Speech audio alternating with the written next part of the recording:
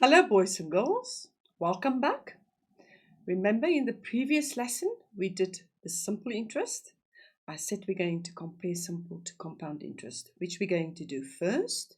Then we're also going to look at hire purchase, exchange rates, and a little bit of expanding of your knowledge by the end. So let's start with compound interest. I'm going to read through the definition and then we're going to compare it to simple interest. So the compound interest is a completely different interest method than the simple interest. This is a method that is more usable by banks, and it is a new interest amount is added to a new capital at the end of each year or period. It's calculated on both the capital and interest earned in the previous year, and the interest is earned on interest. So you will remember with simple interest, everything stayed the same. I will show that to you just now. Let's explain this by hand of an example. If 800 Rand is invested for 3 years at 5% per annum compounded, first year, second year, third year, let's go to the first year, 800 Rand at the beginning of the year, the interest is 5%, which is 40 Rand, and then I'm adding it, and I get 840. Now this new amount is going to the second year, whilst in the simple interest, we use the original amount, 800 again. Now we work out 5% on 840, which is 42 Rand, add it, which gives you 882. Again, the new amount to the third year, calculate the 5% on that, which is 44,10 Rand, and then add it. So in simple interest, you had the same amount here every year and the same amount as the interest. Let's look at a comparison. So in simple interest, we calculate it annually always. The interest in Rand stays the same, the principal stays the same, it's short term, and the advantages is minimum. But compound interest is not necessarily annually. It can also be once or twice a year, or 4 times a year, or 12 times a year. For grade 9's purposes, we're only going to do it annually, once a year. Interest changes. The principal change from the one year to the next. It's a long-term method, and it is much better to use compound interest when you save money or when you invest. Let's look at the formula. So again, these definitions here, it's the same as in simple interest. You can just go to that lesson again if you need to touch up on that information. But now the difference in the formula is that we have a bracket to the power of n. Can you remember with simple interest? It was in. Now it is 1 plus I to the power, all brackets, to the power of n. We're going to use this formula A equals to P, all brackets, 1 plus I to the power of n. We're going to use and tinker with it. So let's tinker with it. We now want the principal as the on the left-hand side. So we isolate the principal. We did it in the previous lesson. Look at that again. And now we have A over 1 plus I to the power of n. And this is a very big challenge, even more so than in the previous lesson, because we have to isolate I, because we want to work out the interest in percentage. And because we have a power, we have to find the nth root of both sides. But first you're going to take the A to the P to the other side. So you're going to divide A by P. Now you find the nth root of both sides. Now you're going to isolate I by taking that 1 to the other side. There you can see it. So I is equals to the nth root of A over P, and then outside the root, minus 1. This is a challenge. So please look at this slide again when you need to look at this and memorize it. Okay, let's take the same example for all 3 tinkerings. A loan of 20,000 is paid over 6 years at 13.25% per annum, and I must tell you compounded, that you will see in your question. Calculate the value of the full amount. So there you substitute. There is your interest in decimal form, and then remember your I or your N, which is your number of years, is now outside the bracket. And please remember when you type it into your calculator that only 1 plus 0,1325, only that is to the power of 6 and not 20,000. So the answer is now 42,194,83 rand. Second formula, I've isolated the principal. I've got the amount. Make sure you type that in correctly on your calculator and you will see we now have the original amount, which is 20,000 rand. And then when we calculate our interest in percentage, there's the formula. Please go and look at that again. And we substitute A and we substitute the N and the P. Remember the -1 is outside the root. Here you're going to times with 100 to get 13.25%. Hire purchase agreement. I'm going to give you a definition of hire purchase agreement, but before I go on, whenever you see a question on hire purchase agreement, it's always simple interest, even if they don't mention it. If you see hire purchase agreement, you know you have to follow the simple interest formula. So the hire purchase agreement is a common application of simple interest. It's a loan supplied by a bank or financial institution. It's an agreement or contract with that bank or institution. Let's look at the practical side of it. So a hire purchase agreement is a percentage is paid in cash as a deposit. So you say to the shop owner you want to do a hire purchase agreement, then you have to pay a percentage of that amount in cash as a deposit. The goods do not belong to the buyer until fully paid. Insurance cost may be included because something can happen and you never pay it back, so they want insurance. And then interest is always calculated as simple interest. So let's look at the problem. John buys goods for 12,000 rand. He pays 15% in cash. He agrees to insurance, which is 2% per annum of the purchase price. And then interest is charged for 14% over 3 years. And we're going to look at these 3 questions. We're going to calculate the insurance amount. We're going to calculate the cash amount. And then we're going to calculate the loan amount and the total amount. So, there's the answer. It's actually very simple. Just take it step by step. Go back to the question again and look at the answers. So the insurance is 2% of 12,000 rand, which is the full amount of the purchase, times 3 years. You're going to add this 720 because it's money you have to pay back still. Your cash amount is something that you're going to subtract from the full amount because you pay it now. So it's 15% of 12,000, and there it is. You add your insurance because you still have to pay it.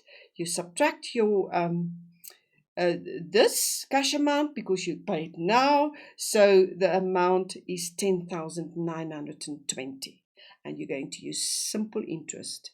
And again, there's your double brackets.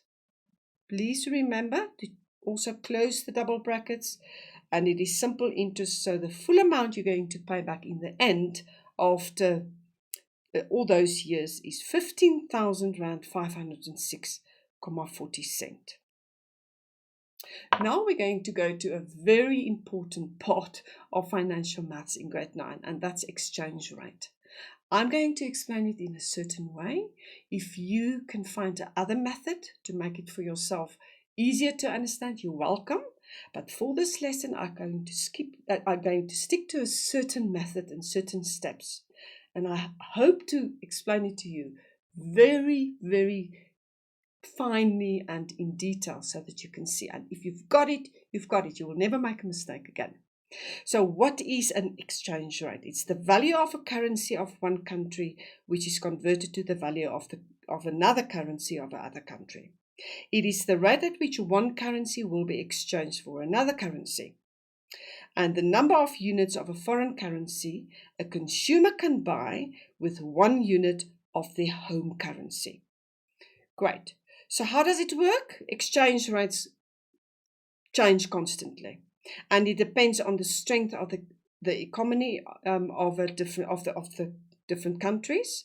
So use the most up-to-date rate You can find it on internet, TV, radio, all of them reports on it basically daily, and then calculate the new value using methods of conversion. So you're going to ask me, ma'am, what is it? Because that's exactly our problem. So how do you convert? And that is the steps we're going to go to. So please come back to this slide. Read the steps again when I do the example, and then you will understand it exactly. So draw a table with the relevant rates. Ask yourself, how do I get from left to right or from right to left? What did I do to get from left to right or right to left? Ask yourself, what do you do to the one side to get to the other side? And then remember, what you do to the one side, you have to do to the other side. So please come back to this when we work out the example. So they will give you a table of rates which change, like I said. So they will give you the newest one in an assessment. So there it is, a rand to a US dollar is 1 to 0,063. There's the one for pound sterling. There's the one for euro. So the first question I'm going to do with you, example 1, we're going to calculate the US dollar to rand. So what do they give you? They give you 1 rand to 0,063 US dollar. That's what you do to go from the left-hand side to the right-hand side. What did I do to get to 0,063? I times the one, or I multiplied the one with 0,063 to get to that. So you times the one with this 0,063. Now, if I want to ask you, how much rand will I get for $1? So now you go from this side to that. So what do you do to get from 0,063 to 1? Or what do you do to get from 0,063 if you want 1 this side? So you're going to divide 0,063 with 0,063 to get 1. But what you do to the one side, you have to do to the other side. So you're going to get 15 rand, 87 for 1 US dollar. Remember, when you go overseas, is that you have to exchange your rands into US dollar. And now this is a calculation that you can use to determine how many US dollar for 1 rand, how many rands for 1 US dollar. And you go according to these rates. So this is an example. A Cape wine farmer exports 500 bottles of wine to Britain. He is paid $14.50 per bottle, sterling pound per bottle. How much did he get in total for these 500 bottles? So here we go again with our steps. So this is for 1 rand, I get 0,047 pound. So what did I do to get from 1 to 0,047? I times with 0,047. Now I want to exchange it. I want to know how much rand for 1 sterling pound. So now I divide the 0,047 by 0,047 to get that 1. And what you do to this side, you have to do to that side. So it's 1 divided by 0,047. So I will get 21 rand 28 cent for 1 sterling pound. There it is. But he's getting 14,50 pound for 21 rand per bottle. So you have to times this. You get 308 rand, 56 per bottle. Then for 500 bottles, you just have to times 500 with 308.56 cent, which is 154,280 in total. So first you have to do your conversion. Then you have to work out what does it get per bottle, because they tell you it's 14,50 pound. And then you work out what it is for 500 bottles. I just want to do a little bit of expansion of your knowledge, which is commission and rentals. Let's go through the definitions. Commission is a sum of money paid to a salesperson for every sale made. Amount received depends on amount sold. Salesperson is not earned a fixed amount of money per month. Now, you know, the salesperson that are selling, for instance, houses, they ask commission on it. Okay, so that is what it is. And then a rental is a sum of money charged for the use of a property or for hiring of goods. For instance, if you want to hire a vehicle. Let's look at an example. A property is sold for 450,000 Rand. Commission, the salesperson is asking, a commission is 5% on the first 250,000 and 4% on the balance. Calculate the total commission earned by the salesperson. So 5%, 0.05 times the 250,000 is 12,500. And the 4% times the 200,000, the balance is what is left. So it is 450 minus 250,000 gives you the 200,000. So the commission for that is 8,000, and the total commission is, you just have to add those two amounts, which is 20,500. So let's look at an example for rentals.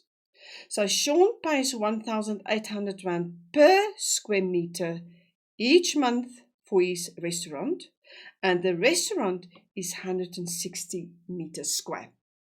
So to find the total rental cost, you're going to times the 1,800 Rand with the 160 meters square, and he is paying 288,000 Rand per month for rental for his restaurant. Please take care, stay with me. We're still going to keep on going with these maths lessons. Thank you. I enjoyed it. Bye-bye.